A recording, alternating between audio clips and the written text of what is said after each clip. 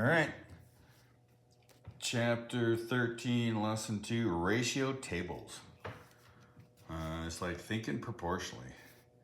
You can do it vertically. I can go times 5, times 5, times 5. Or I can go times 2. You don't have to go next door. You can go times 3. You can go times 4. Or from here to here, I can go times 2 to get there. Anyways, could you add those? Isn't 10 plus 5, or 5 plus 10 is 15, and so 1 plus 2 is 3. I mean, you have options.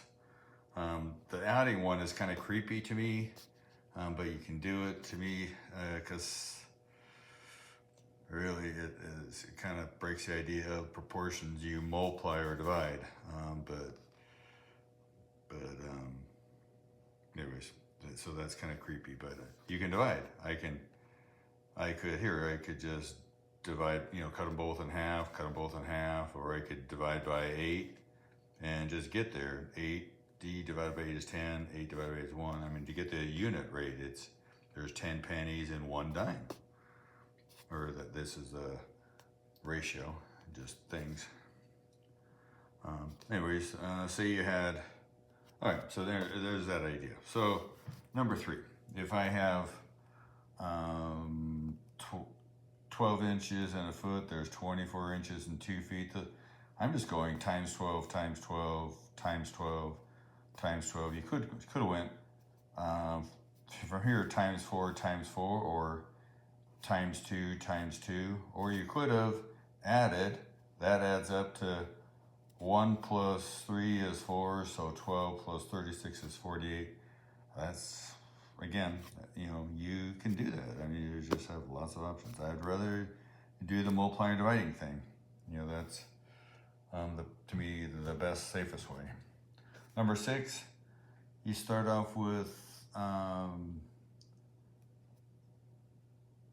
40 up. Oh, and the question was how much in how many cups in 2.5 quarts. So you didn't have to do all that stuff. I could have just divided by 4, because 10 divided by 4 is 2.5. I thought I'd go, let's get it down to 1. I divided by 10, and then it's pretty easy to, that's times 1. So, or times 2.5, so times 2.5. Or I could have went times 4, and gotten it. Again, you can do horizontally or vertically, multiplying or dividing, which is, to me, the best way of doing this stuff. Kilometers in miles, there's 1.61 kilometers in a mile. So I just filled in the chart. I just went times 2, and then you could have gone times 3, or you could have added those. Here I just went times 2. I went double that. I'd rather multiply it by 2 by 4. That's 6.44 times 2. Actually, first time I multiplied by 4, and when I multiplied by 4, I had 6.24. And then when I multiplied by 5, I got 8.05, and I realized, well, this is wrong because it didn't go up by 1.61, and so I realized I made a mistake, and then I went, times 2, and I caught my mistake, because as this goes up by 1, this is going to go up by 1.61, and you can, get that. Number 12, there's 5,280 feet in a mile. Number 12, so how many 2 miles? Number 12. So I multiplied by 2 to get, and I just doubled it, times 2, and then I went, well, that looks like that's times 2 again, double, so 21,120 feet is 4 miles. So I just kind of kept expanding till I got it. I could have anyways, I thought that was just the easiest way to go. Number 15. So again, over here is where they talk about the adding thing. I really kind of, again, that not a fan of it. Not sure why you'd go 60 plus 10 is 70, and that plus that to get that. To me, I'd rather just multiply by 7, multiply by 7. Get down to 10 and just go times 7 times 7. That'd be the easiest way. Anyways, here we go. Last couple here. Number 21. So, how much will a group of 20 students pay?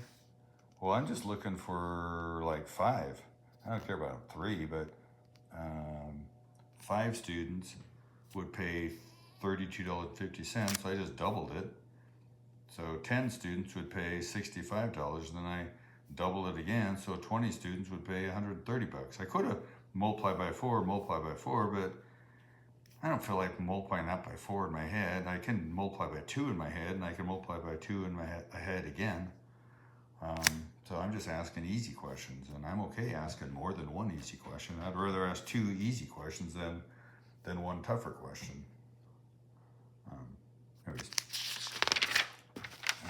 Turning the page, last couple here. Number 24 here. How far can a car travel on 40 gallons? They gave us this. Well, I'm just going to focus on this, 20.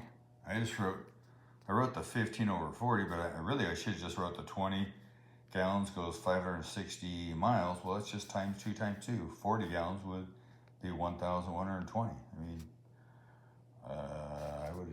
that's all you need.